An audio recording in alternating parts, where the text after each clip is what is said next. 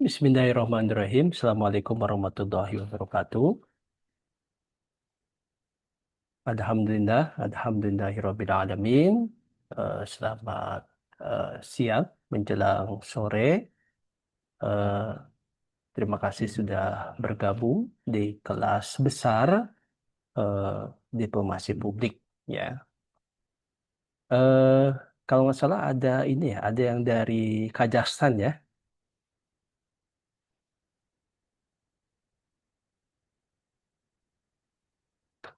monitor. Wah, ada ini Adam dari Kazakhstan bukan Adam? Bukan ya kalau Adam ya. Mas Asep, waktu TM1 sih sempat dikasih tahu ada mahasiswa Kazakhstan, tapi ternyata kayaknya nggak jadi deh, Mas. Ada ini pertukaran dengan mahasiswa UNESA. Oh, iya, iya, iya, iya. Oke. Ya, tadinya mau kita, karena disarankan Bapak berbahasa Inggris, nggak ada masalah. Ya, nanti kalau ada Kazakhstan, Bapak disarankan mengantar kuliah dengan berbahasa Inggris ya. Eh, ya, teman-teman sekalian, ya, eh, sebelum ini ya, sebelum kita memulai aktivitas ya, sebelum memulai perkuliahan, let us pray that we will always be healthy and always be given easy in all our activities ya. Jadi sebelum kita mulai aktivitas kuliah ya, kita berdoa semoga kita senantiasa diberikan kesehatan dan juga kemudahan dalam setiap aktivitas. Berdoa mulai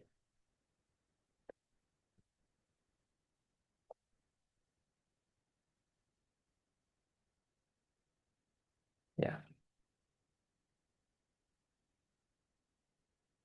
Ya, ini kalau hadir semua ada berapa orang ya? Di sini tercatat 87 orang. Dengan Bapak berarti ada 86 orang. Masih ada yang belum masuk.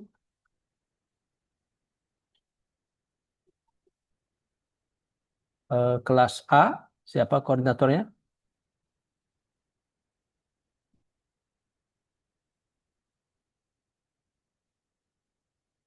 Kelas B, kelas C, kelas D.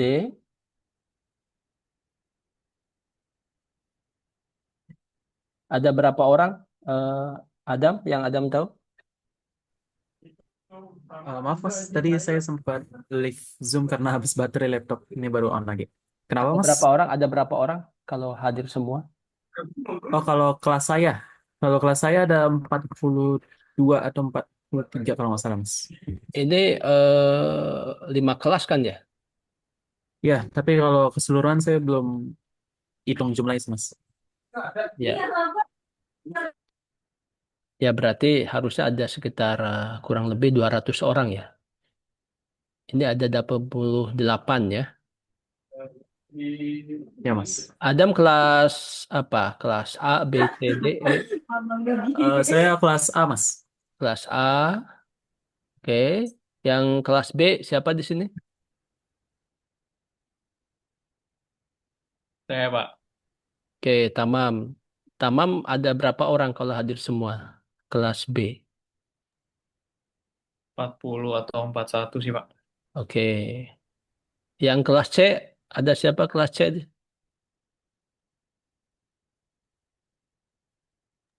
Saya, Pak. Oke, Benedikta, Keisha. Ada berapa orang satu kelas? Kalau dari grup WhatsApp sih yang saya lihat ada 39 Pak. Mungkin 39 atau 40-an. Ada katakanlah 40 ya. Dari A, B, C udah 120. Kemudian kelas D. Bapak, maaf, diplomasi publik hanya ada 3 kelas. Oke, nah 3 kelas ya, berarti sekitar 120-an ya. Kalau hadir semua, ini ada 88, 89 ya. Ya oke. Gak apa, kita sambil menunggu yang lain, kita akan mulai ya perkuliahan diplomasi publik ini. Teman-teman semua ya, Bapak yakin ya, teman-teman sudah melalui pertemuan 1, 2, 3, 4 dengan cukup baik ya mengenai apa itu diplomasi publik ya dan juga hal yang lainnya. Nah, Bapak ingin mencoba mereview ya pemahaman teman-teman sebelum Bapak tampilkan slide perkuliahan ini. Boleh eh, mungkin eh, kita perwakilan dari masing-masing kelas saja ya. Dari kelas A mungkin boleh Adam. Apa yang Adam pahami tentang diplomasi publik ya dari pertemuan 1 dan 4 ya.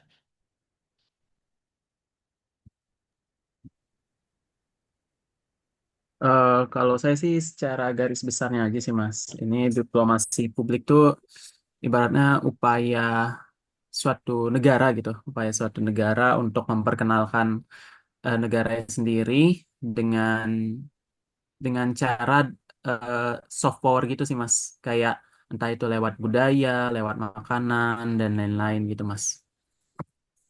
Oke, jadi upaya satu negara untuk Iya, memperkenalkan untuk ya, mempromosikan negaranya, mempromosikan. memperkenalkan negara dan memperluas koneksi negara itu lewat eh, dengan gaya soft power gitu Mas. Oke, sekarang kelas B.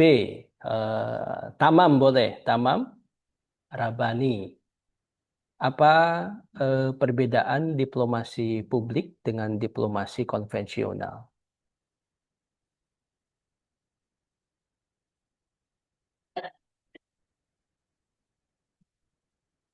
Ini kita semacam pretest dulu ya. Tamam, Aina Tamam, Rabbani Lahmi, Iya, Pak. kelas B. Can you open your camera, please? Tamam. Oke, kan good looking. Oke, Oke, Tamam. Apa perbedaan diplomasi publik dengan diplomasi konvensional? Apa sudah dibahas mungkin di pertemuan 1, 2, 3?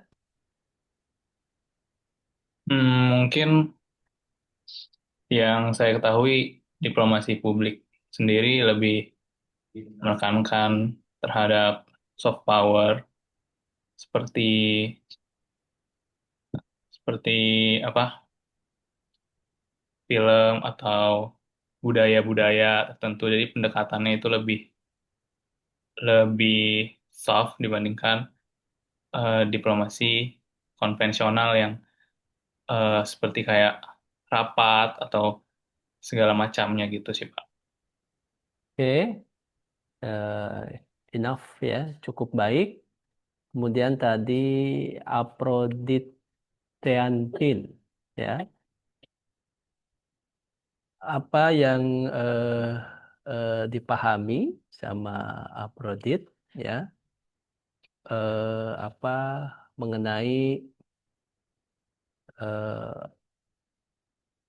soft power sebagai kekuatan diplomasi publik ya.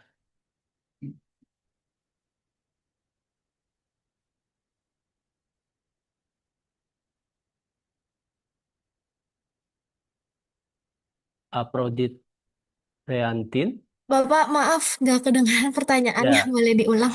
apa yang Aphrodite pahami tentang soft power diplomasi, soft power sebagai kekuatan diplomasi publik ya. Kalau menurut saya, yang saya pahami itu soft power sebagai diplomasi publik berarti eh, cara suatu negara mempengaruhi opini, sikap, terus persepsi masyarakat negara lain melalui daya tarik seperti yang tadi sudah Adam dan Tamam sebutkan kayak budaya. Jadi alih-alih menggunakan paksaan atau imbalan material lain atau secara seperti perang gitu-gitu Pak. Jadi lebih melalui daya tariknya. Melalui daya tariknya ya. Daya tariknya apa itu? Seperti budaya Pak, kayak sekarang contoh nyatanya itu kan kalau kayak Korea Selatan dengan budaya K-popnya, K-drama, Hallyu, terus kalau Hollywood, Amerika Hollywoodnya dengan film-filmnya. Oh, oke ya. Oke, kita akan eh, coba ya menjelaskan, tapi biar konsentrasi dulu nanti PPT-nya biar Bapak nanti share ya. Jadi teman-teman cukup mendengarkan terlebih dahulu, nanti PPT-nya akan Bapak share ya. Eh, Tidak apa yang teman-teman jelaskan itu cukup baik ya. Meskipun ada beberapa hal yang penting digarisbawahi ya di pertemuan kelima ini setelah melalui pertemuan 1, 2, 3, 4, teman-teman memang sebaiknya ya sudah sangat memahami ya apa perbedaan antara diplomasi konvensional dan diplomasi publik ya. Secara definisi ya diplomasi publik itu ya, atau pertama mungkin Bapak jelaskan diplomasi konvensional itu lebih eh, banyak ya fokus terhadap interaksi antar aktor eh, negara gitu ya. Jadi kalau dalam konvensional itu interaksi yang terjadi adalah interaksi lebih fokus terhadap aktor antar negara ya. Di samping itu ya memang pemahaman aktor antar negara ini ya eh, memberikan kita satu ilustrasi ya yang namanya negara itu bisa eh, individu ya individu di sini ya pastinya adalah presiden ya atau juga eh, yang namanya negara itu bisa juga dipahami ya sebagai kelompok ya kelompok di sini ya eh, seperti halnya anggota DPR ya kemudian eh, kementerian gitu ya. Nah, itu adalah atau juga eh, aktor di sini juga bisa dimaknai ya pemerintah daerah gitu ya, pemerintah daerah. Nah, tentunya dalam hal ini ya hal yang sangat mendasar yang penting kita perhatikan adalah bagaimana konvensional diplomasi ini ya memiliki makna pendekatan yang lebih kepada eh, untuk melakukan eh, analisa ya, analisa bagaimana mengkomunikasikan sebuah kepentingan satu negara ke negara lain ya. Yang ini memang dalam konteks diplomasi ya berbeda dengan konsep komunikasi ya. Kalau diplomasi, ya bagaimana bukan hanya menyampaikan pesan, tapi bagaimana pesan itu bisa mempengaruhi negara lain, ya, bahkan berujung negara tersebut mau mengikuti apa yang kita atau apa yang dipesankan, atau apa yang diinginkan oleh pesan kita. Nah, kemudian diplomasi publik itu merupakan take heart atau bagaimana kita mengambil hati ya mengambil hati ya dan juga mewujudkan ketertarikan ya pemerintah terhadap em, publik internasional gitu ya jadi adanya interaksi ya bagaimana bisa menimbulkan eh, kerjasama dan juga menghasilkan kompetitif ya. Jadi kooperatif dan kompetitif ya. Artinya dalam proses negosiasi ya, interaksi ini menjadi disebut dengan informal relationship dan power dinamik, ya, atau menjadi hubungan yang informal dan juga menjadi kekuatan yang dinamis, ya. Makanya dalam konteks makna mengambil hati satu negara tidak hanya kepada negara saja, tapi bisa langsung ke people abroad ataupun juga ke masyarakat luar internasional, gitu ya. Dan ini juga menjadi satu hal yang kita perlu garis bawahi, bahwa yang namanya memang diplomasi itu tetap mengharuskan adanya keterlibatan negara. Yang namanya diplomasi, ya, harus melibatkan keterlibatan negara di situ. Kalau tidak ada negara berarti hanya komunikasi biasa, gitu ya. Jadi kalau diplomasi harus melibatkan negara, baik diplomasi konvensional atau juga bahkan diplomasi publik, ya. Dalam hal ini, bagaimana negara mencoba mempengaruhi masyarakat internasional, ya. Sampai di sini bisa dipahami, teman-teman? Bisa, Mas. Oke, ya. Nah, kemudian, ya, di samping itu, ya, perlu juga menjadi hal yang sangat mendasar, ya. Kita bisa perhatikan, ya, bagaimana diplomasi yang dilakukan, ya, oleh orang-orang terdahulu, gitu ya, dan juga perkembangan di pada saat ini, ya, gitu ya. Kita bisa melihat, ya, contohnya Bapak coba share di gambar ini, ya.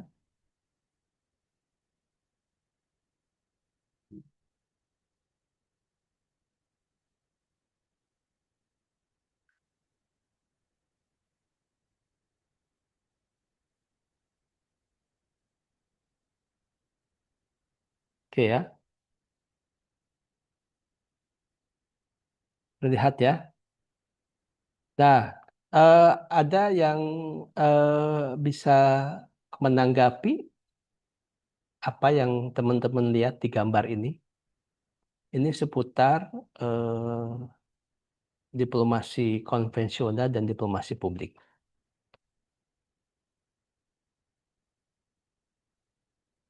Silakan, ada yang mau menanggapi dari gambar ini?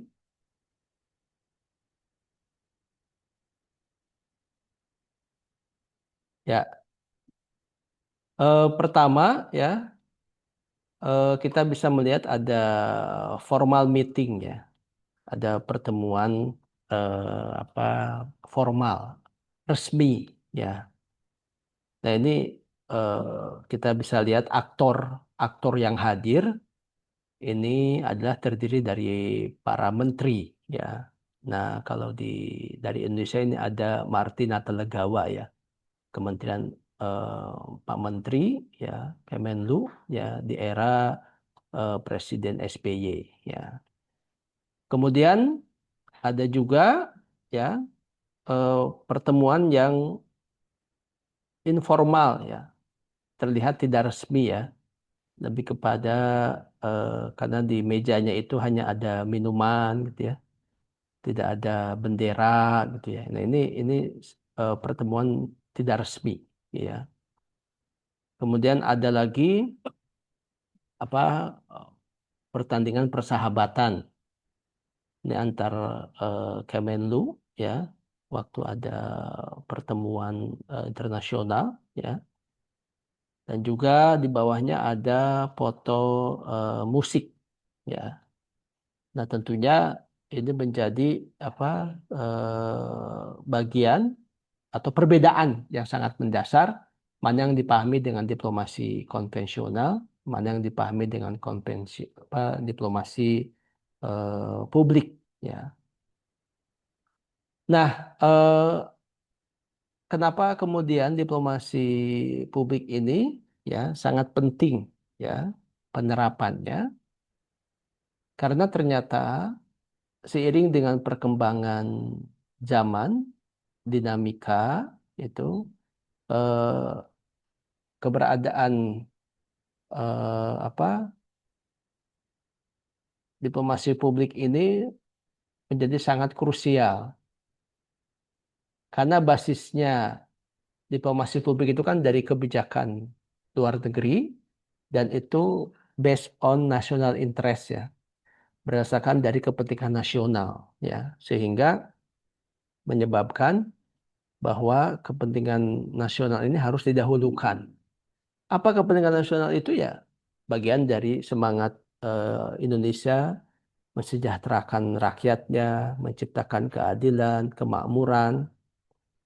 Nah, diplomasi-diplomasi ini dilakukan sebagai misi untuk merealisasikan kepentingan nasional Indonesia di luar negeri.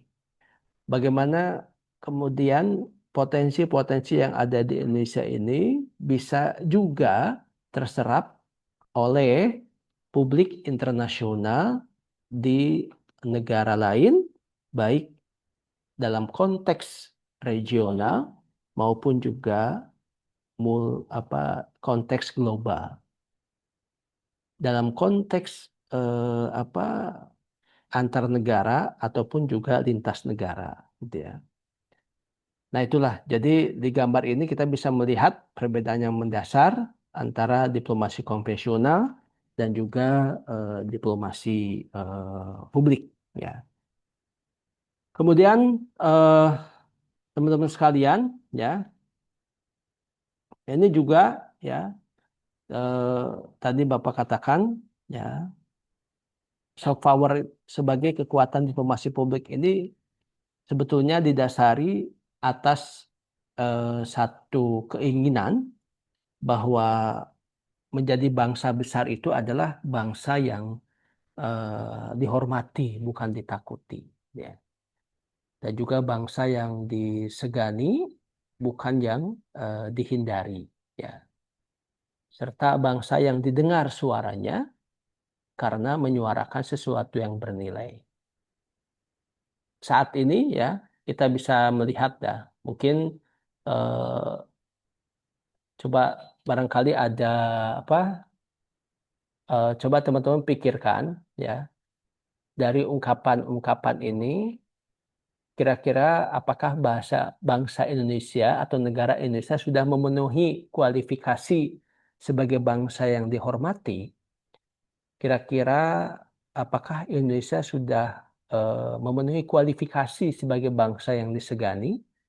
Dan juga kira-kira apakah negara Indonesia sudah memenuhi kualifikasi sebagai bangsa yang didengar suaranya karena menyuarakan sesuatu yang bernilai? Ya, silakan. Mungkin ada ini. Jadi kira-kira nih, ya, menurut teman-teman, apakah bangsa Indonesia, ya, sudah memenuhi kualifikasi atau belum, ya, menjadi negara yang dihormati bukan ditakuti, dan juga satu dihormati bukan ditakuti, dua disegani bukan dihindari, tiga, yang ketiga, apakah Indonesia sudah memenuhi kualifikasi menjadi bangsa yang didengar suaranya karena menyuarakan sesuatu yang bernilai, ya. Silakan pikirkan dan juga berikan contohnya, gitu ya. Boleh Bapak beri waktu 2 menit, ya. Bapak tunggu komentar teman-teman. Oke. Apakah, jadi ini dalam konteks soft power ya, sebagai kekuatan diplomasi publik, ya.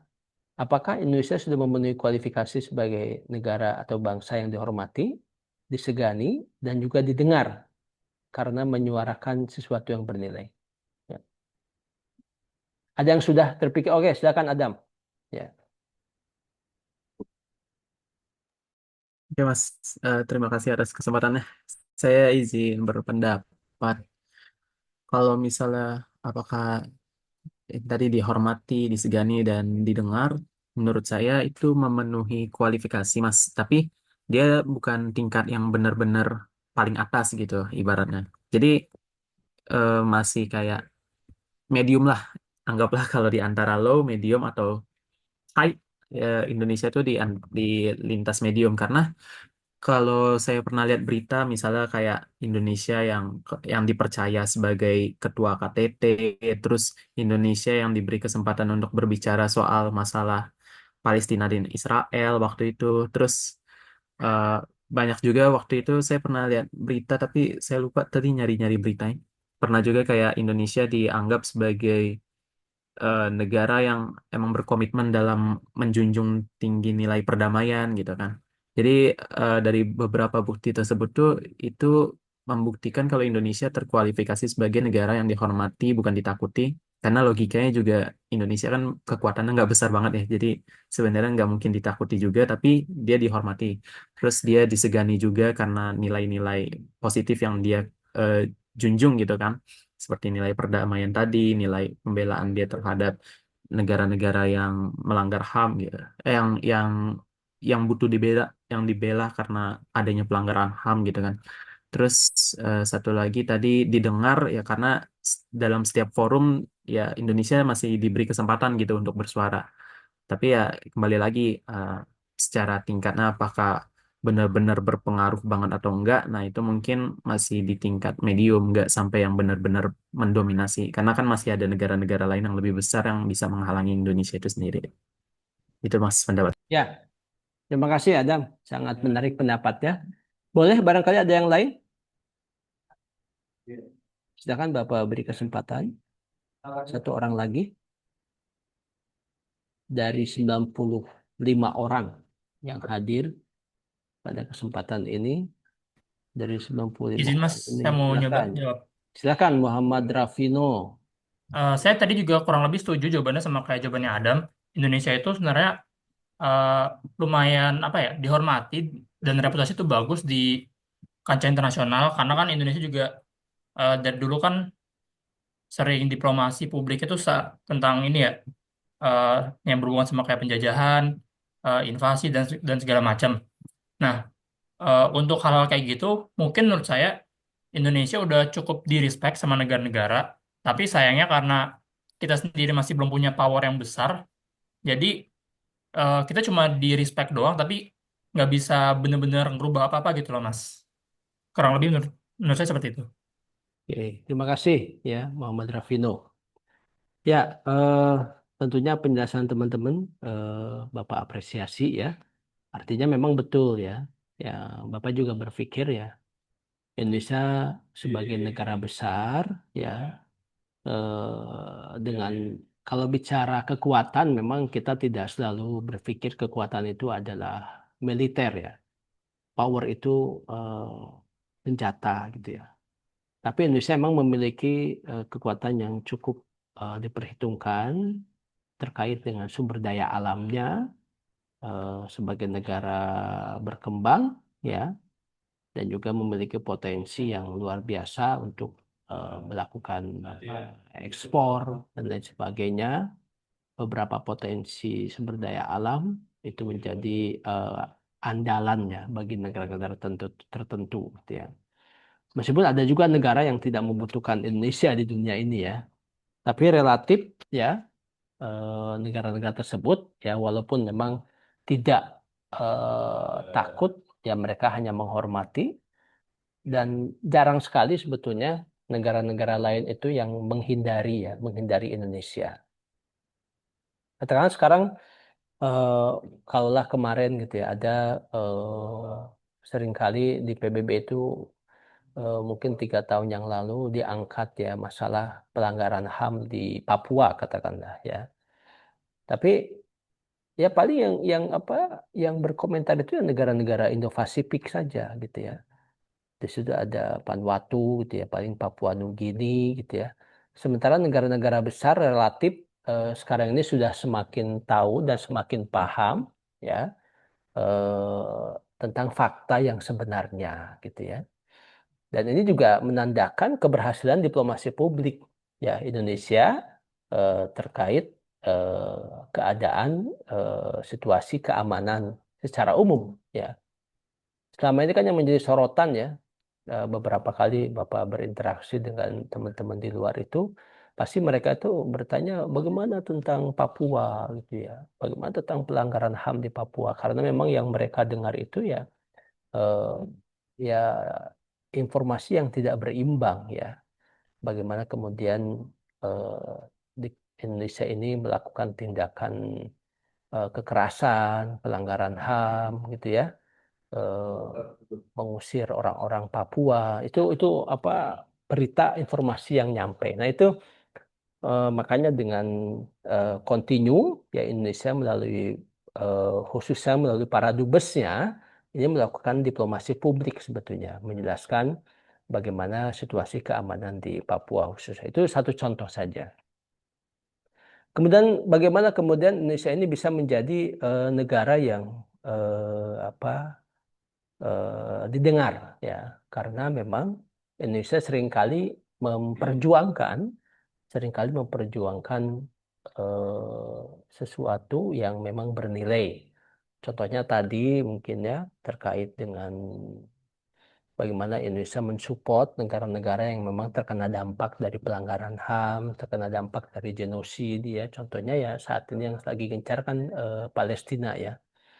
Indonesia terus secara intens ya melakukan tindakan-tindakan konkret ya, baik sifatnya merupakan diplomasi langsung ataupun tidak langsung, baik diplomasi konvensional ya di meja PBB ya di pertemuan-pertemuan internasional, atau juga diplomasi publik yang dilakukan secara informal melalui masyarakat internasional atau melalui komunikasi dengan berbagai macam eh, apa platform ya, baik ada yang melalui iklan, melalui televisi, melalui media sosial dan lain sebagainya.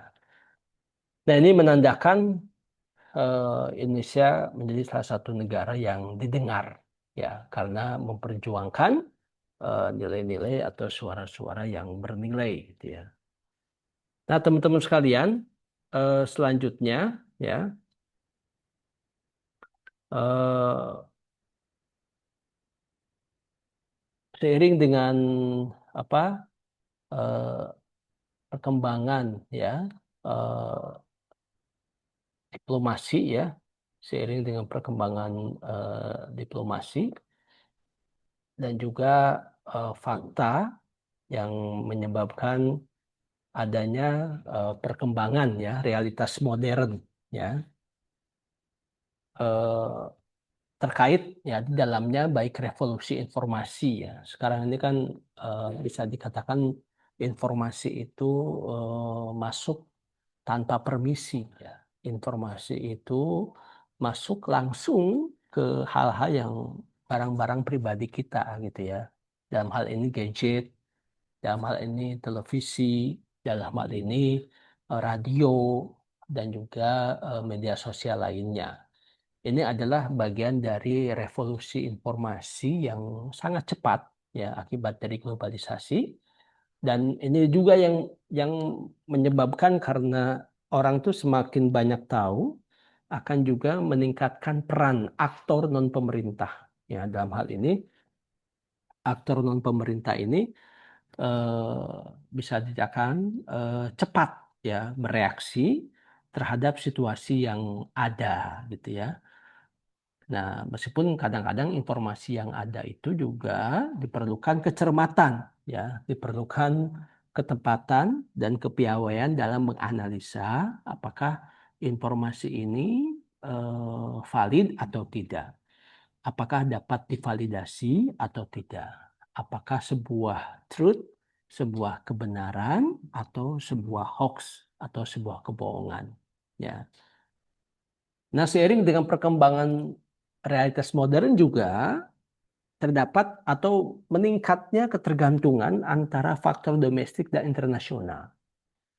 Jadi saat ini bisa dikatakan negara-negara ini tidak bisa hidup sendiri, ya. Meskipun memang bisa negara itu hidup mandiri, tapi tidak bisa hidup sendiri, ya. Karena faktor domestik dan internasional ini sudah ibaratnya sudah bisa dikatakan menyatu ya. Atau kalau bahasa sosiologi itu ada namanya akulturasi ya. Terjadinya akulturasi budaya, percampuran antar budaya, cuman bedanya ini akulturasi antara domestik dan internasional gitu ya. Hal inilah yang kemudian secara apa faktual ya menyebabkan berkembang juga ya apa dari tadi diplomasi konvensional menjadi diplomasi publik. Artinya lahirnya aktor-aktor dalam diplomasi dalam negara itu. Karena secara umum kan dalam konteks kebijakan luar negeri, ya aktor itu kan ada state, ada non-state. Non-state itu bisa NGO, bisa MNC, bisa individu, bisa kelompok, bahkan berkembang terus sekarang. Ya, sehingga siapapun yang punya interaksi, baik dalam konteks bilateral, dalam konteks trilateral, dalam konteks multilateral, ya ini sudah bisa dikatakan ya interaksi ini adalah eh, bagian dari diplomasi, ya. Karena pasti ada sebuah kepentingan gitu, pasti ada sebuah keinginan, sebuah target, sebuah cita-cita, sebuah harapan dan sebagainya. Ya. Bahkan kalau tadi dikatakan apa diplomasi publik itu identik dengan soft power. Ya memang diplomasi publik itu yang mengedepankan soft power. Meskipun memang diplomasi konvensional juga yang kita tekankan itu juga pendekatannya soft power. Ya. Kenapa soft power ini menjadi hal yang perlu digarisbawahi dalam konteks diplomasi? Karena bagi negara-negara realis, ya itu yang namanya perang itu adalah bagian dari diplomasi gitu. Jadi antara perang dan damai gitu ya, antara perang dan damai itu ada satu celah yang namanya diplomasi. Negara yang sedang berperang itu membutuhkan diplomasi untuk menciptakan perdamaian. Bahkan negara yang sudah berdamai pun membutuhkan diplomasi agar tidak terjadi peperangan. Jadi diplomasi ini adalah menengahi ya antara peperangan dan perdamaian gitu ya.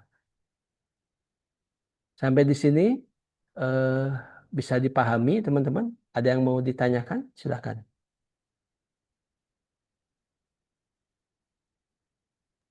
Cukup dulu. Lanjut dulu ya. Cukup, Mas. Oke. Ya. Masih dapat dipahami sejauh ini. Oke. Nah kemudian ya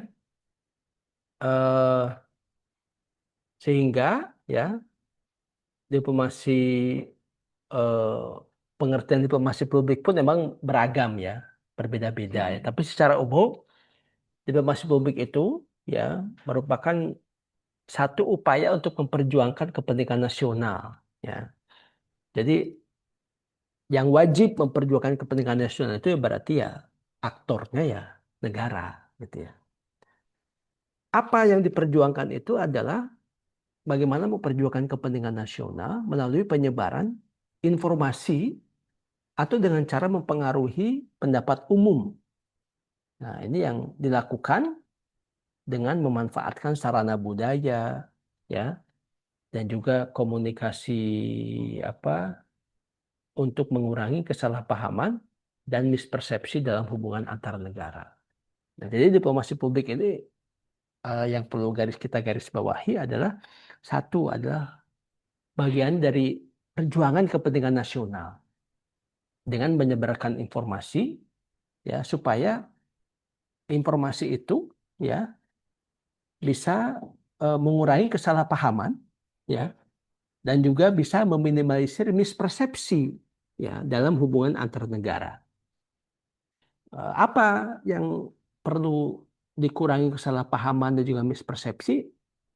Ya kita bisa lihat ya bagaimana Indonesia pernah ya ada konflik juga dengan dengan Malaysia gitu ya, dengan Singapura gitu ya.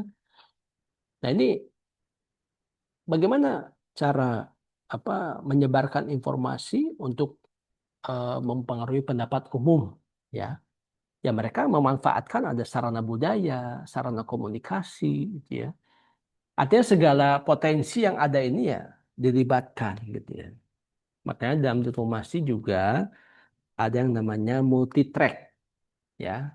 Jadi ada one track, ada two track, ada one half track dan juga ada yang namanya multi track ya. Nah, multi track ini eh, merupakan bagaimana semua aktor, semua track ini ya, eh, semua track ini melakukan melakukan upaya diplomasi agar ya dipahami ya atau bisa diluruskan ya kesalahpahaman yang terjadi ketika Indonesia dengan Malaysia ya ada masalah klaim bahwa reog itu adalah merupakan budaya Malaysia ya. Kemudian ada juga waktu itu ada klaim bahwa batik itu dari Malaysia, tempe itu dari Malaysia dan sebagainya. Nah, ini pendekatan-pendekatan ini kan bisa dilakukan dengan diplomasi publik atau dengan soft power tentunya. Kita tidak harus melakukan peperangan, tidak harus melakukan intimidasi dan provokasi gitu ya. Sehingga tidak menjadikan hubungan antar negaranya ternoda gitu ya. Nah, kemudian oke, Adam silakan ya izin ke kamar mandi ya. Ini yang lainnya masih hadir di sini atau hanya laptopnya saja yang ada? Hadir, Mas. Oh, hadir. Oke. Hanya Louis saja yang hadir?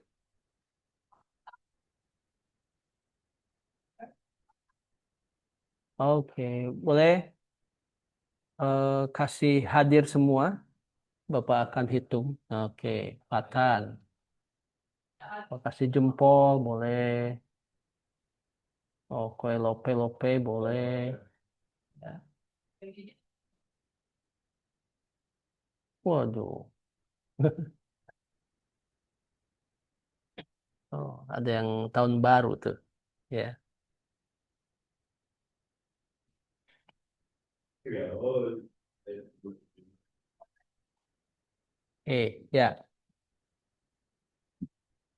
Bapak cek. Wah, hadir-hadir ya. Oke, nanti Bapak akan minta kalimat yang satu kalimat yang harus teman-teman tulis di chat ya. Kemudian merupakan salah satu yang materi yang teman-teman anggap menjadi satu kesimpulan lah gitu ya. Kayak di akhir ya. eh Kemudian ya kita akan lanjut ya. Nah, tadi ya. Tadi setelah ini ya, setelah pemerintah, nah ini pengertian informasi publik ya. Nah, kemudian kenapa gitu ya untuk melakukan semacam upaya dari menyampaikan informasi itu ya, yang sebelumnya ini ya, memperjuangkan kepentingan nasional itu harus memakai diplomasi publik ya. Yang pertama, ada perubahan mendasar dari diplomasi pada abad informasi dan globalisasi. Tadi yang Bapak sebut dengan revolusi informasi ya. Jadi ada yang sangat mendasar perubahannya gitu ya. Sehingga berkembang. Nah, otomatis ya kita harus adaptasi. Karena yang namanya perubahan zaman itu atau globalisasi itu tidak bisa kita hindari. Yang namanya globalisasi itu tidak bisa kita hindari, tapi bisa kita kendalikan. Jadi bisa kita kendalikan, bisa kita optimalkan gitu ya. Nah, kemudian adanya keperluan dari negara demokratis untuk membangun tradisi perumusan dan pelaksanaan kebijakan luar negeri dalam tatanan demokratis. Ya. Jadi kebijakan ataupun diplomasi publik juga ternyata ini menjadi bagian atau agenda besar negara demokratis untuk membangun tradisi yang baik, ya, untuk membangun tradisi komunikasi yang baik dalam, ya, saling atau dalam upaya menyampaikan kebijakan luar negerinya, gitu ya. Jadi agar kebijakan luar negeri kita ini bisa juga dipahami oleh negara luar, agar kebijakan luar negeri kita juga berdampak positif terhadap kita, terhadap negara kita. Nah, ini proses diplomasi publik ini menjadi pilihan yang dianggap paling tepat, ya, dalam menggiring gitu ya semacam opini, ya, opini masyarakat internasional. Kemudian kenapa harus menggunakan kebijakan diplomasi publik? Nah, ini juga salah satu faktornya adalah meningkatnya kemampuan dan jenjang pendidikan para diplomat, ya gitu, ya, meningkatnya kemampuan dan jenjang pendidikan para diplomat, ya gitu, ya. Dalam hal ini, ya, seiring dengan perkembangan fenomena internasional yang ada, tentu menjadi challenge, ya, menjadi tantangan bagi para diplomat untuk meningkatkan kapasitas, untuk meningkatkan kompetisinya, untuk meningkatkan kompetensi, untuk meningkatkan kapasitasnya melalui jenjang pendidikan yang lebih tinggi, ya.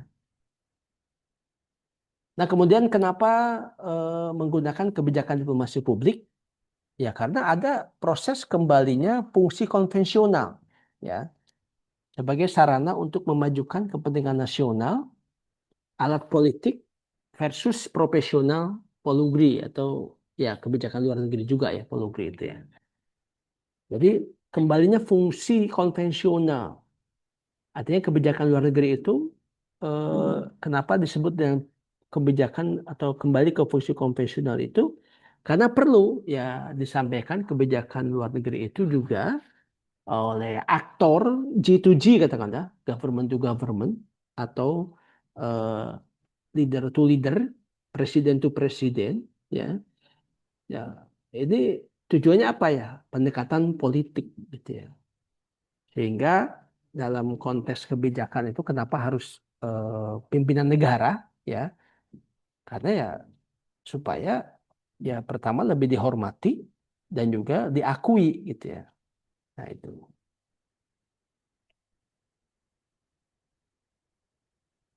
Oke, ini adalah ada namanya the counterpart, ya. Oke, ini Bapak akan coba dilihat ya. Counterpart ada domestik. Silakan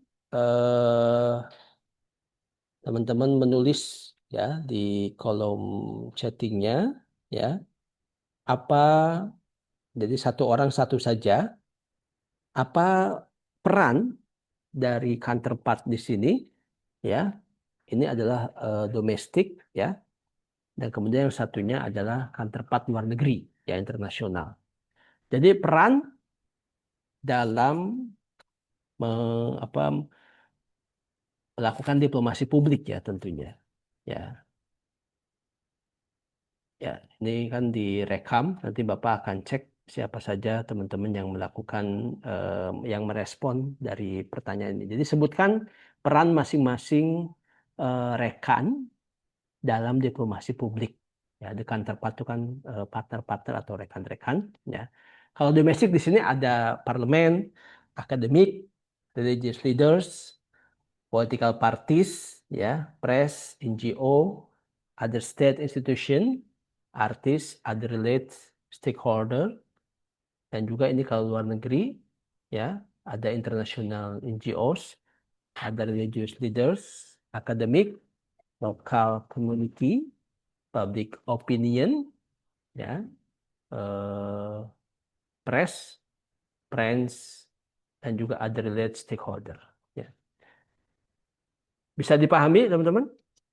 Jadi silakan sekarang berikan peran masing-masing dari counterpart domestik dan juga counterpart internasional ini. Silakan teman-teman langsung tulis di chat, ya, ya,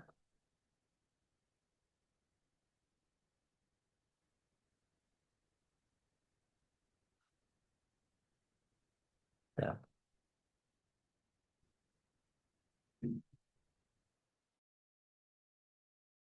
Mas izin bertanya.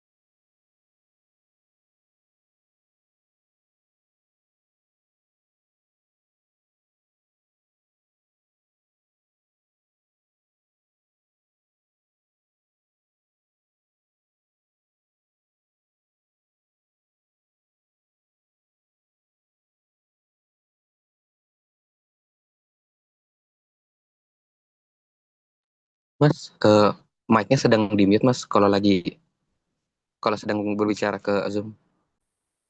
Halo, halo, ya, suaranya tadi. Oh iya dari tadi nggak ada. Iya, gimana teman-teman? Aku mau nanya Mas. Eh, Tadi kan di PPT ada yang domestik dan juga luar negeri ya Mas. Terus Ya, kayak dari masing-masing kan ada lumayan banyak tuh. Itu maksudnya yang domestik sebutin semuanya enggak, atau kayak satu orang satu saja. satu di domestik satu di luar negeri atau Enggak, satu orang satu saja. Mau pilih domestik oh atau luar negeri boleh. oke siap. Kasih Mas. Nih, coba Bapak ini ya, Bapak kopi ya. Ini yang domestik ya.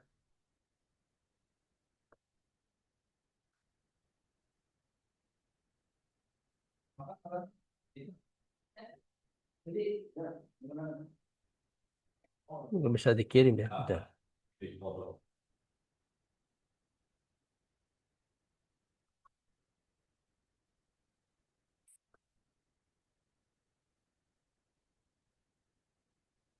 Domestik.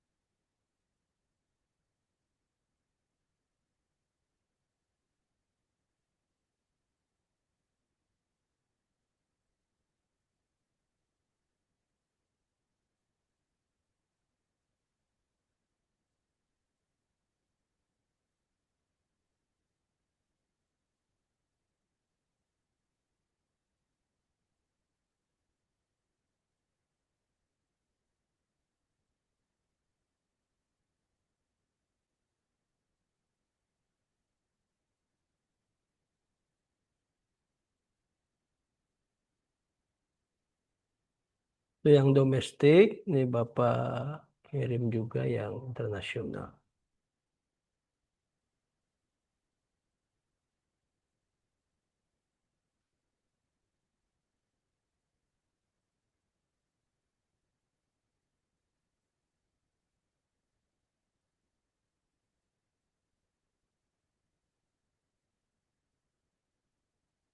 Oke, silahkan. Ya, jadi satu orang, satu pilihan saja. Mau domestik atau internasional. mau dalam negeri atau luar negeri. Jadi apa peran mereka dan berikan contohnya. Oke, 5 menit cukup? Apa 10 menit ya? Bapak beri waktu ya. Ya, sementara Bapak ambil kopi dulu ya. Izin.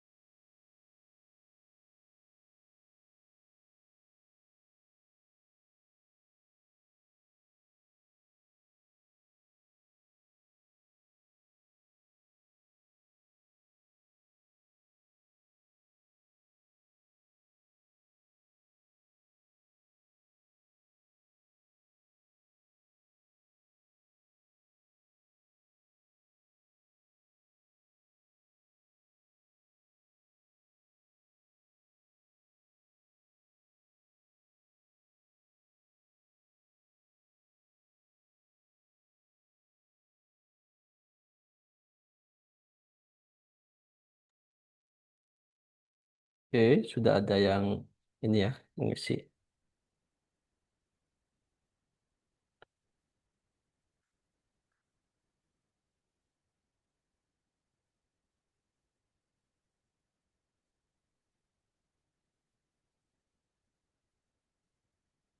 Rata-rata parlemen ya, parlemen. Terus apa artis ya. Peran parlemen membuat undang-undang dan kebijakan. Ini dalam konteks apa diplomasi publik ya. Kalau ini tugasnya nih, kalau peran parlemen, ini tugasnya memang tugas parlemen itu, bukan diplomasi publik. Tapi yang Bapak minta adalah diplomasi publik. Ya,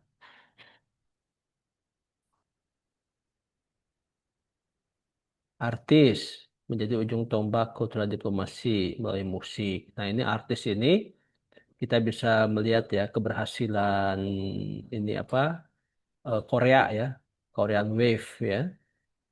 eh, Bagaimana artis-artisnya itu mampu mempromosikan negaranya melalui pendekatan musik ya. Nah, itu bagian dari diplomasi publik. Nah, ini tepat ini peran artis ini ya.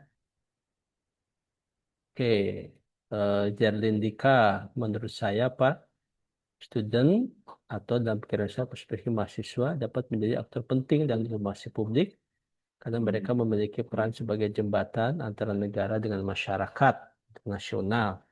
Biasa melalui program-program pelajar, oke. Nah, ini satu hal yang perlu digarisbawahi bahwa diplomasi publik itu harus ada keterlibatan negara. Nah, otomatis ketika contoh ini pertukaran pelajar itu pasti ada kan peran negara gitu ya. Karena di situ negara hadir ya, bisa melalui program kementerian gitu ya. Sebagai representasi state actor ya dalam hal ini kementerian atau juga bisa dalam bentuk visa itu representasi ataupun paspor itu representasi negara yang menemani rakyatnya ketika ada di luar negeri. Gitu. Nah, ini eh, tepat ya argumennya. Kemudian Barnett, peran domestik artis, ya. Keberhasilan bersifat lintas negara yang dimana jika dimanfaatkan oleh negara dapat menjadi sarana yang ideal dalam mempromosikan kebudayaan. Oke. Domestik. Oh, ini tadi Bapak ya. Peran parlemen dalam diplomasi publik secara domestik adalah mengawasi agar strategi pemerintah sesuai kepentingan nasional, masyarakat, ya, membentuk narasi isu luar negeri dan memperkuat dukungan publik di dalam negeri. Ya. Jadi diplomasi publik itu ada diplomasi yang dilakukan keluar, ya. Itu ya. Diplomasi publik itu adalah yang dilakukan kebijakan keluar, komunikasinya ke luar negeri, masyarakat internasional, gitu. Jadi makanya di sini nanti Bapak akan jelaskan ya perbedaan antara diplomasi publik dengan nation branding, ya. Oke. Artis, peran domestik NGO, ya.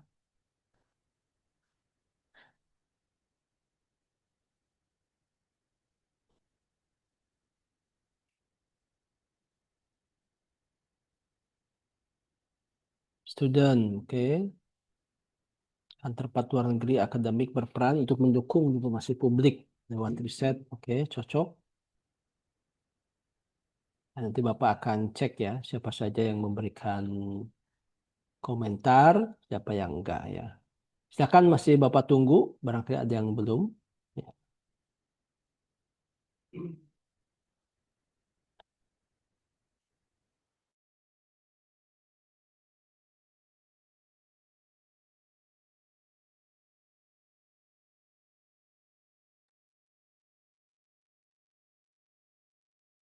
Kita sampai jam berapa, Adam?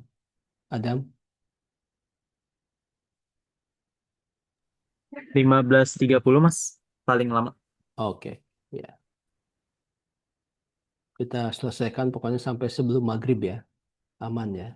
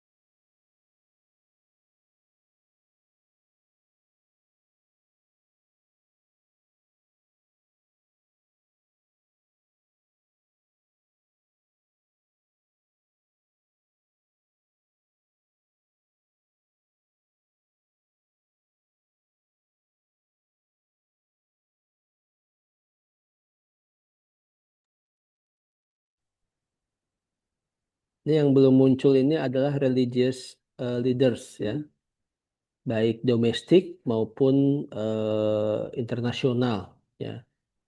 Kebanyakan parlemen, akademisi, press ya. Saya ada tadi Mas satu religious Oh, leader. religious ya. Ya, Coba Bapak cek ya. Yang domestik atau yang luar? internasional, Pak. Internasional. Oh, ini menjadi jembatan dialog antar agama. Nah, seperti yang Louis Ardilo pasti pahami. Contohnya siapa? Pop Mas bisa ada berkunjung misalnya ke negara-negara lain buat diplomasi eh, pakai dialog agama gitu. Yang kemarin Oh, datang ini ke yang Indonesia yang juga. ini ya, yang kemarin tuh yang terakhir apa yang baru ini? Pop nih. Yang contohnya yang kemarin yang sebelum diganti Mas. Belum diganti ya. Ya, almarhum. Contohnya apa? Kunjungan kemana dia? Ini kan umum nih. Diplomasi budaya, perdamaian.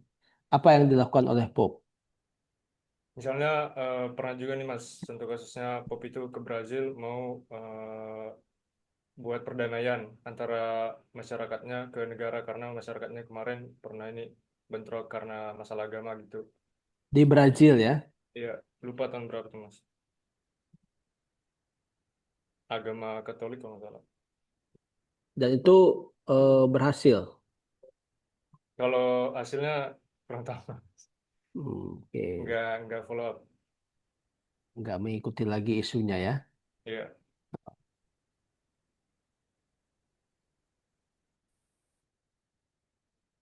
Oke. Silakan yang lain masih masih ada yang menyusul.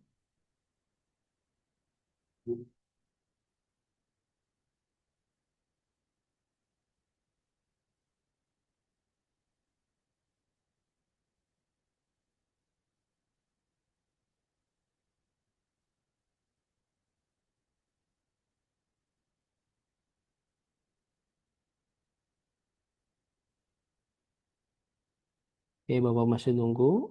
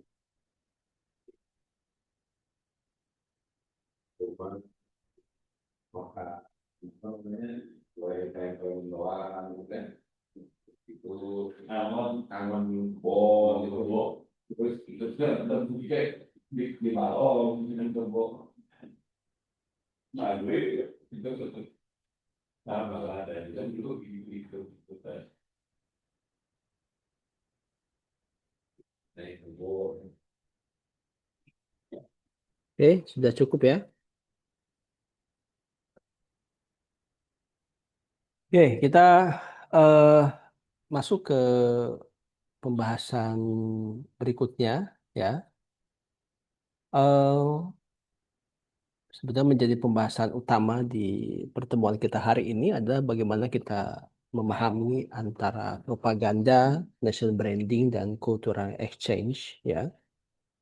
Dan juga bagaimana kita memahami ya public diplomacy dan juga perbedaannya dengan national branding ya, serta apa yang berbeda antara public diplomasi dengan art cultural exchange ya.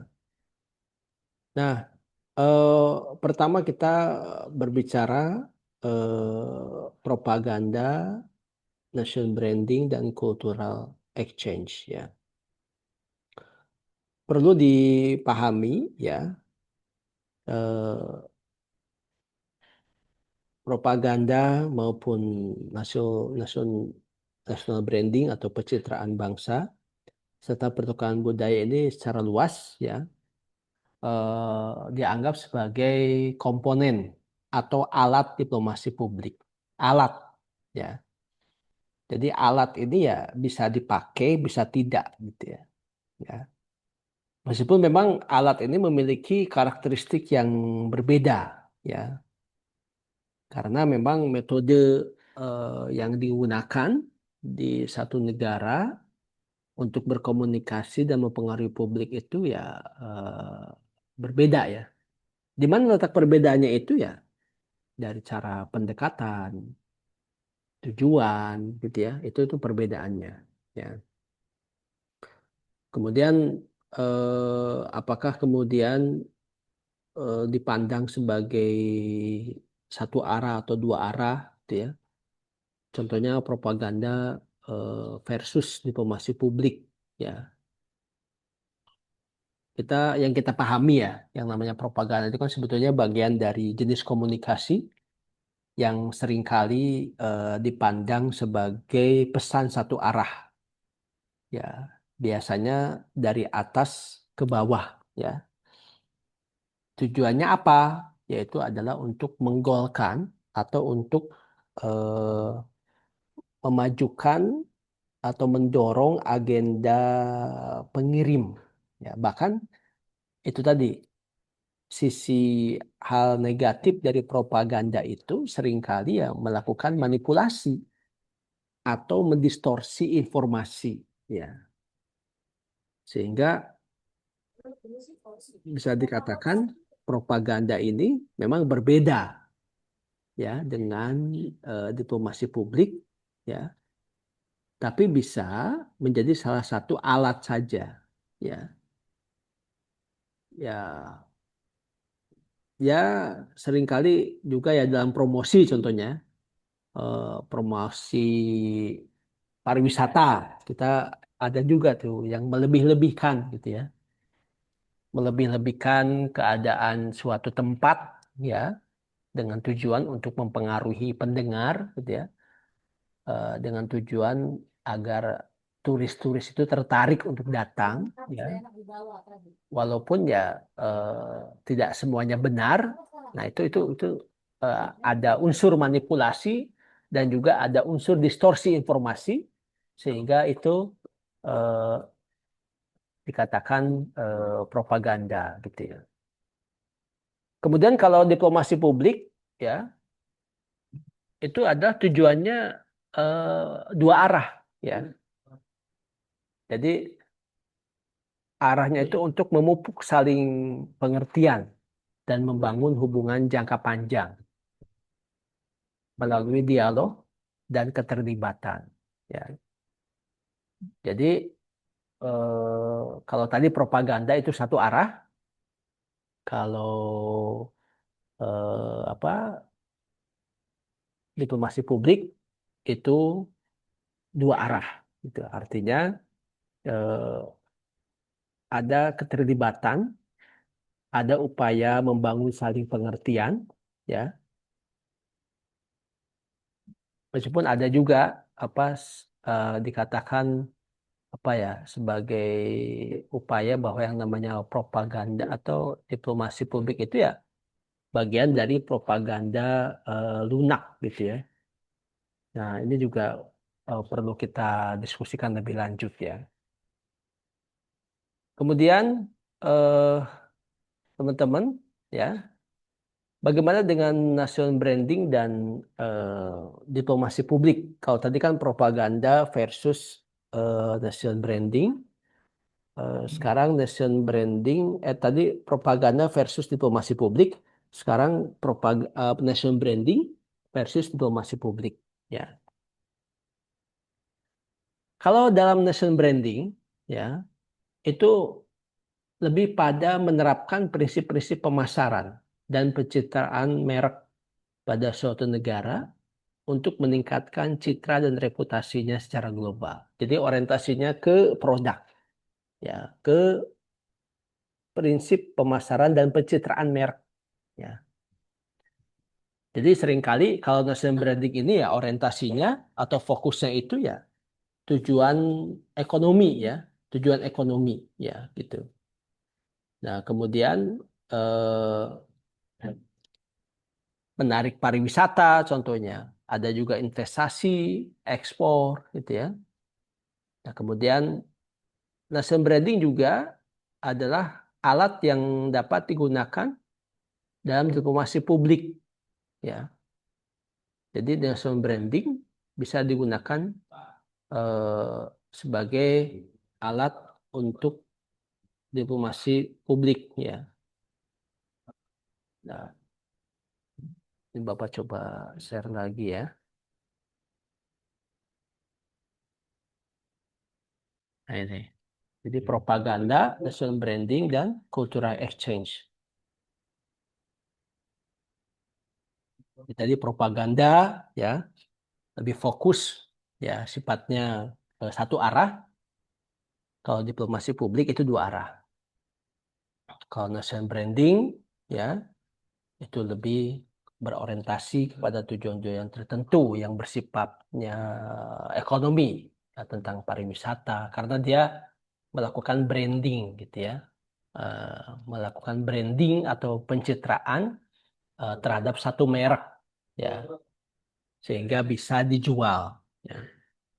Nah, dibandingkan dengan diplomasi publik, diplomasi publik itu ya tidak hanya bicara ekonomi gitu ya, tapi bagaimana dia mengkomunikasikan, bagaimana dia menyampaikan informasi terhadap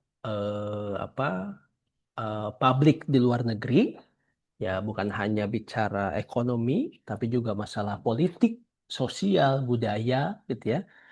Makanya lebih luas ya kalau diplomasi publik. Ya. Kemudian cultural exchange ya, pertukaran budaya ya.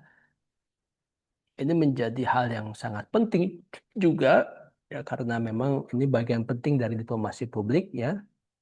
Cultural exchange ini ya dan eh, menjadi salah satu saluran ya bagaimana eh, pertukaran budaya ini mampu ya menjadi pesan damai atau pesan diplomasi publik yang disampaikan oleh bangsa kita ke bangsa lain. Kita ingin mencitrakan diri kita melalui cultural exchange ya bahwa Indonesia itu budayanya ramah, Indonesia itu budayanya gotong royong, Indonesia itu budayanya beragam dan lain sebagainya. Oke. Nah, ini adalah yang tadi ya, diplomasi publik versus nah, kemudian ada diplomasi publik ya versus pertukaran seni dan budaya ya. Nah, perbedaannya tadi ya, kalau public diplomasi ini ya eh, apa ada ya bersifat publik, terbuka, interaktif ya dan long term ya, artinya eh, jangka panjang, kemudian ada komunikasi global ya dan juga membangun kepercayaan dan juga eh, eh, membangun trust dan confidence, membangun ya bagaimana sebuah kepercayaan ya dari pihak luar dan juga kepercayaan diri dari dalam diri sendiri. Sedangkan kalau art cultural exchange ini ya only using art cultural element, hanya menggunakan elemen seni saja dan budaya ya. Dan ini eh, hanya diatur oleh artis ya melalui artis dan juga penampil-penampil lainnya ya. Jadi tidak bisa sembarangan dalam konteks cultural exchange ini. Ya, hanya artis saja. Kalau public diplomasi kan banyak aktornya itu. Ya. Dan ini kemudian ada konsep ya yang dibutuhkan ya dalam diplomasi publik ini inovasi, creativity, credibility, dan continuity. Boleh ini selanjutnya ya Bapak ingin ada respon juga dari teman-teman terhadap empat hal ini. Kenapa inovasi dibutuhkan dalam diplomasi publik, begitu juga creativity, credibility, dan continuity. Silakan, Bapak beri waktu 5-10 menit juga. Ya. Jadi dibutuhkan dalam diplomasi publik itu ada inovasi, creativity, credibility, dan continuity. Silakan masing-masing memberikan satu komentar pandangannya, apa inovasi yang dibutuhkan dalam diplomasi publik, bagaimana kreativitas yang dimaksud, dan juga apa yang dipahami atau apa hubungan kredibilitas dengan diplomasi publik, dan juga bagaimana kepentingan atau apa tujuan dari adanya continuity, keberlanjutan dalam diplomasi publik. Ya, ya dimulai dari sekarang. Silakan kasih komen lagi di chatnya. Ya, ini masih yang tadi ya.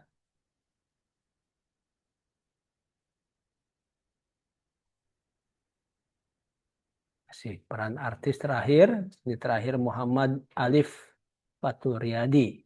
Sekarang silakan apa saja yang dibutuhkan dari inovasi, credibility, ya, creativity, ya, dan juga continuity, ya. Silakan teman-teman mengisi salah satunya saja, ya.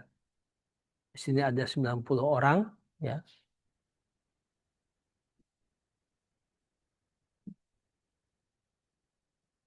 Sambil Bapak akan absen ya.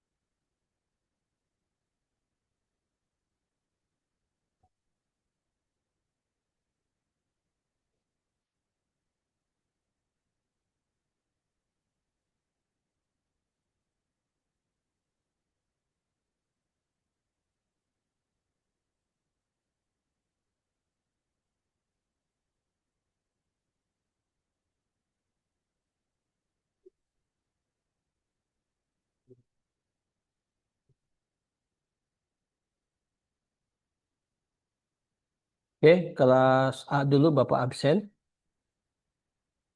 Adam Aulia Manjalhan. Hadir, Mas. Oke. Ali Ridho Indria. Hadir, Mas. Oh, ini pertukaran mahasiswa merdeka ya. Iya, Pak. Dari mana Ali Ridho? Surabaya, Pak. Oh, kampus apa? Unesa, Oh, Nesa. Oke. Dari HI juga. Ilkom. Oh, Ilkom. Ya, mantap. Mas, izin nanya. Oh, silakan. Tadi kebetulan di kelas saya absensinya ada lewat list gitu, Mas. Saya juga sambil perhatiin anak-anak yang join. Itu ntar dikirim lagi ke Mas list Boleh kan. kirim ke saya Oke, juga Mas. untuk cek ya. Oke, Mas. Oke. Tadi Ali Ridho, Andreas Wilbert, Hadir, Mas.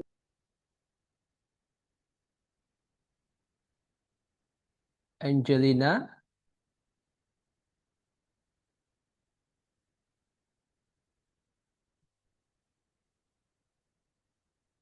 Angelina Putri,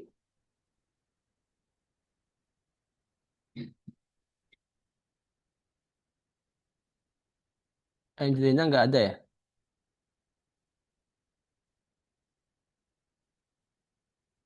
Adam, Angelina, ada kabar nggak? Di saya nggak ada, tapi tadi kalau nggak salah join sih Mas. Mungkin biasa ada jaringan sih kendala. Beberapa teman soalnya tadi juga laporan ke saya ada yang sambil kendala jaringan gitu dia masuk out gitu. Ya, nanti suruh konfirmasi ke Bapak lah WA ya.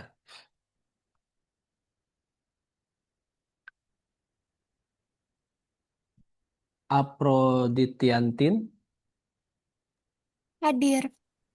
Arya Yondri, Yondri,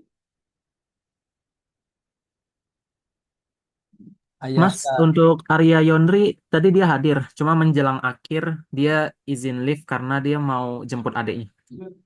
Dia udah laporan ke saya. Tapi sebagian besar hadir. Azalia Zahra, Hadir, Mas. Pak, maaf tadi absen saya kelewat. siapa nih? Ayasha Nurfani ya, Pak. Ayesha, oke. Oh iya, ada. Terima kasih, Pak. Zalia, hadir Azalia. Hadir, Mas. Barnet, Rafaela, Hadir Mas, ada. Hansa Naila, Hadir, Pak. Cevanya Karunia, Hadir, Pak. Dewa Muhammad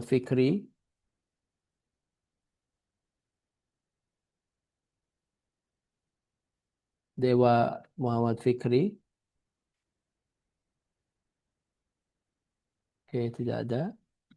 Dia Salma Akilah, Hadir, Pak.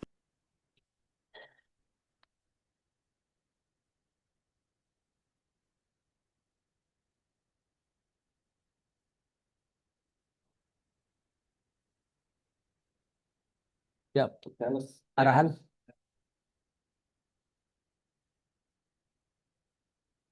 Jadi biar teman-teman lihat ya absennya ya. Ini yang nggak hadir Bapak Alpakan langsung. Tadi Dewa tidak ada ya, Dewa ya. Dia hadir, Dimas hadir. Dimas ada hadir? Hadir, Mas.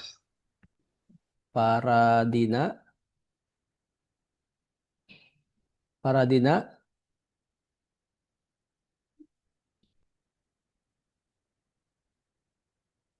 Fathan Bariki, Hadir, Mas. Kera, Bright, Hadir, Mas. Gisela,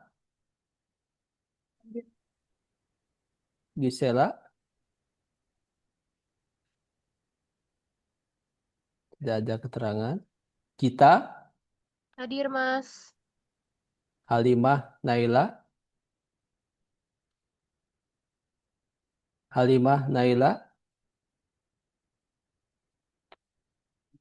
Julaiha,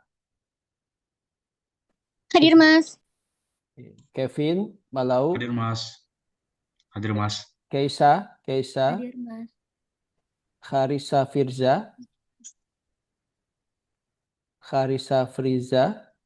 Hadir.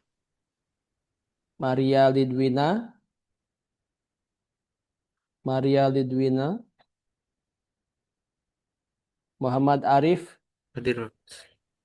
Muhammad Arif Prawira,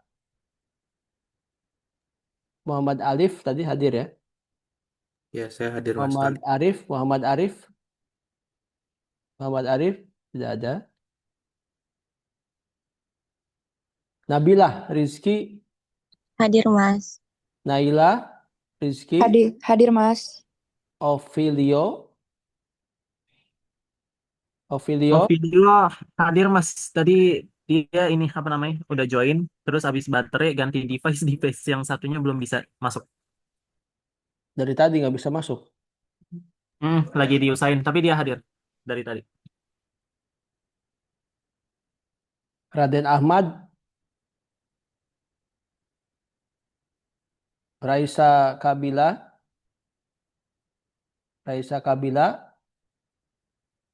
Rizky Ramanda, Hadir. Hadir, Sal- Pak. Salman Dwipa, Hadir Mas, hadir Mas. Salman Yasser Alawi, Hadir Mas. Safina, Hadir, Mas. Silma Aulia, Hadir, Mas. Tiara Aisyah Bella, Hadir, Mas. Zahratul Hidayah, tidak ada. Zerlin Dika, Hadir, Mas. oke, Bapak simpan. Mas, maaf,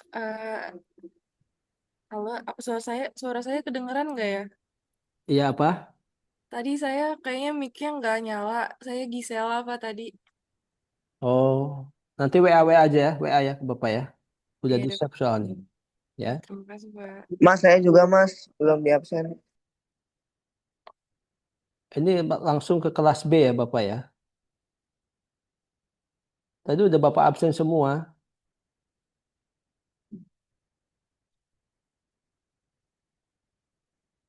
Nanti yang merasa hadir tapi Bapak alpakan, nanti boleh WA ke Bapak ya.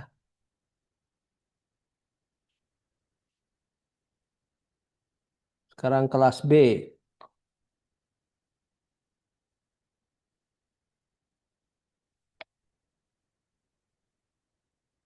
Adinda Rahma Putri. Adinda Rahma Putri.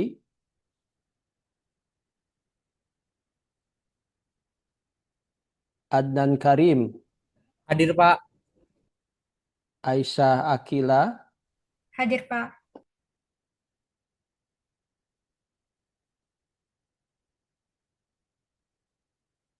Ahsan Satria. Hadir, Pak. Alia Julianti. Hadir, Pak. Arim Bihayu. Hadir, Pak. Astri Afianti. Hadir, Pak. Aulia Nafisa.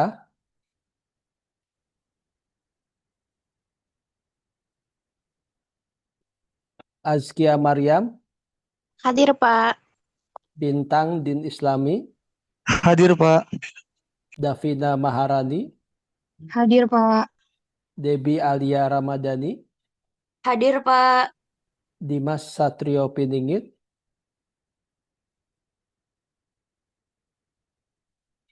Dimas Satrio Piningit. Faruk Abdullah Siddiq. Faruk Abdullah Siddiq. Hadir. Oke. Ya, Faruk dari mana Faruk? dari UNESA. Oh, Surabaya juga ya. Ya, sama. Ilkom juga. Prodi Ya, apa? sama Ikom. Di ilmu komunikasi. Komunikasi. Oke. Hanggar Angkasawan. Nanti Bapak share ya itunya ya, PPT-nya ya di grup chat. Hanggar Angkasawan. Hanggar tadi hadir, Mas. Kayaknya di akhir-akhir dia live. Live kenapa tersingkir jaringan atau mengundurkan diri atau BT? Sepertinya jaringan, Mas. Ibrena. Ibrena ya ada ya. Ica Nur Cahyati. Hadir, Pak. Oh hadir. Oke. Ayo cepat. Intan Ayu Wulansari. Hadir, Mas. Hadir. Irdam Rosdi. Hadir Mas. Jessica Venesia. Hadir, Pak. Kana Haya Imanisa. Hadir, Mas. Kautsar Nur Alif Pramono. Hadir Mas. Lubna Syifa Izati. Hadir, Pak. Louis Ardilo Pasi. Hadir, Pak. Hadir. Mikhail Falik Isbahi. Hadir. Muhammad Iqbal. Hadir Pak. Muhammad Rizkiansyah. Hadir Mas. Najwa Irza. Hadir, Pak. Nanda Nurma. Nanda Nurma.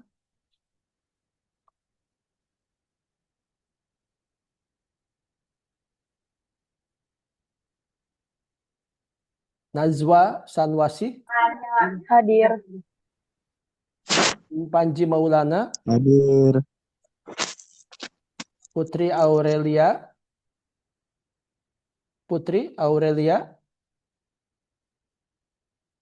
Raga Putra Elfitrat, Hadir, Pak. Rifa Aulia, Hadir, Mas. Riza Rifadiansyah, Hadir, Mas. Salu Duta Insani, Hadir, Mas. Siti Anissa Adisti, Hadir, Mas. Syawal Rizki Nugroho,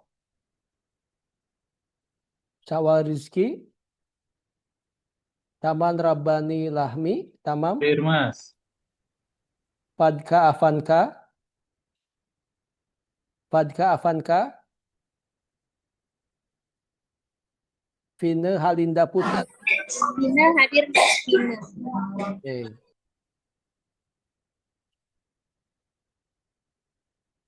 Oke, terakhir kelas C.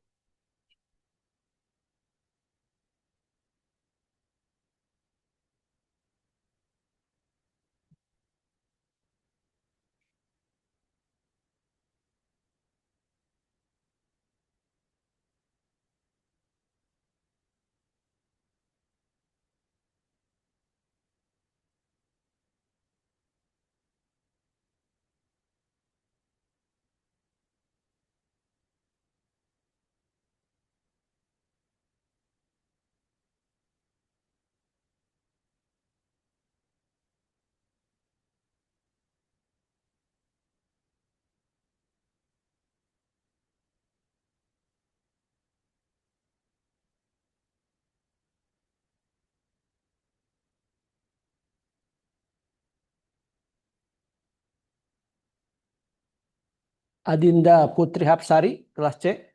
Hadir, Mas. Adiatma Alfami, Mas. Adiatma, hadir? Hadir, Mas. Hadir. Ahmad Aidil, Hadir, Mas. Arisa Catartika, Hadir, Mas. Asifah Rahman, Hadir, Pak. Benedikta, Hadir, Pak. Kalista Diandra, Hadir, Mas. Cesa Nadira, Hadir, Mas. Danu Nurdiansyah, Hadir, Mas. Dela Mahmudah, Hadir, Mas. Devian Melia Darajati, Hadir, Mas. Fabian Aksol Haryadi, Hadir, Mas. Faizah Alisa, Hadir, Mas. Fresia, Hana Salsabila, Hadir, Mas. Haura Iza, Hadir, Pak. Kaila Ainaya, Hadir, Mas. Khalid Dini Hills, Hadir, Mas. Marcella Budiman, Hadir, Pak. Mas Farel, Hadir, Pak. Muhammad Hanan, Hadir, Mas. Muhammad Faisal, Hadir, Mas. Mutia Azka, Hadir, Pak.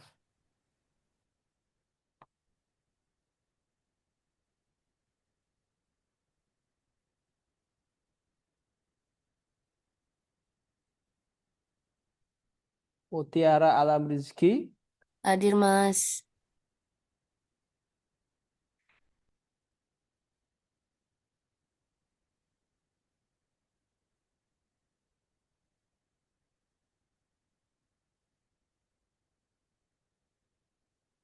Nafa Atalia,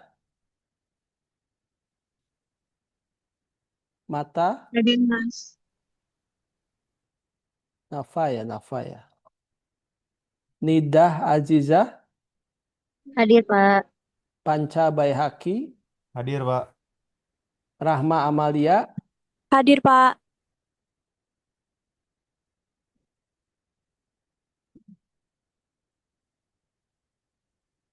Raisa Zatil Wayani, Hadir, Pak.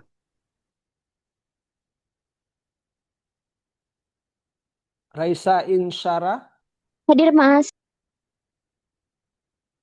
Rafika Aulia, Hadir, Mas. Sheila Nanda,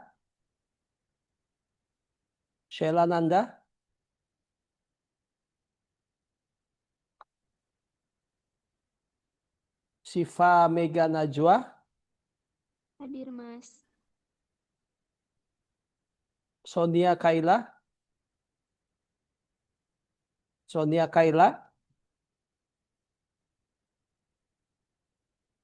Susan Sirin, Hadir. Hadir, Mas. Samarah Naira, Hadir, Mas. Valin Audria, Hadir, Mas. Verena Widya, Hadir, Mas. Yohanes Selo Malau, Hadir, Mas. Zahira Alia. Hadir, Mas.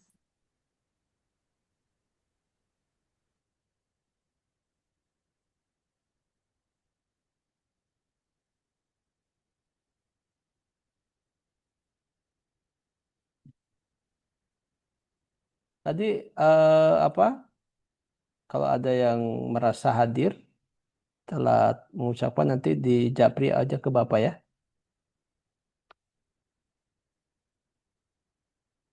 Oke, ini apa? Credibility dalam diplomasi publik berarti tingkat kepercayaan ya diberikan publik internasional terhadap pesan, citra dan tindakan suatu negara. Oke, menarik. Ini yang belum silakan Bapak masih berikan waktu untuk menuliskan pandangannya ya. Sebentar Bapak kirim untuk PPT-nya ya.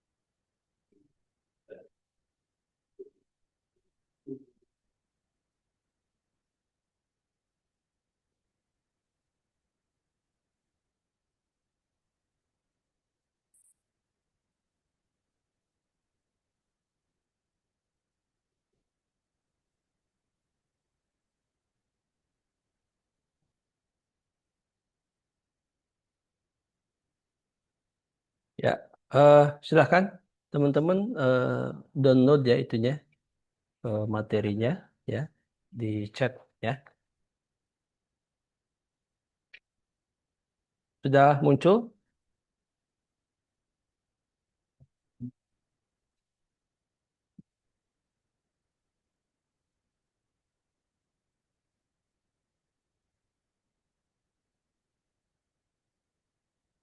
Oh harusnya ini bentar. ke pribadi itu.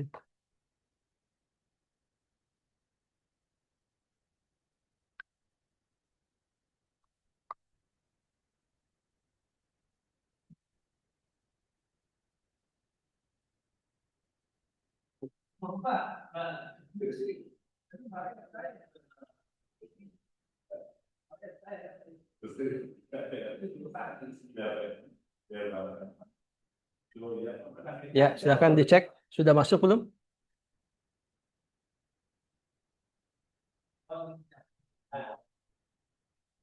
Sudah, Pak. Silakan Bapak masih memberi waktu bagi teman-teman yang masih mau memberikan itu ya, pandangan tadi dari sisi inovasi ya, dari sisi creativity, credibility dan juga continuity ya. Mungkin ya, karena waktu juga sudah cukup ya sampai 15.30 ya. Bapak cukupkan pertemuan ini, tapi Bapak silakan, Bapak tidak akan relief eh, dari Zoom ini sebelum teman-teman menuntaskan, barangkali ada yang belum menuntaskan ya. Ya, tapi silakan bagi teman-teman yang mau leave, Bapak tutup. Akhirul kalam. Assalamualaikum warahmatullahi wabarakatuh. Salam sehat untuk semuanya. Sampai jumpa minggu yang akan datang. Terima kasih, Mas. Ya, Waalaikumsalam. Terima kasih, Mas. ya. Terima kasih, Mas.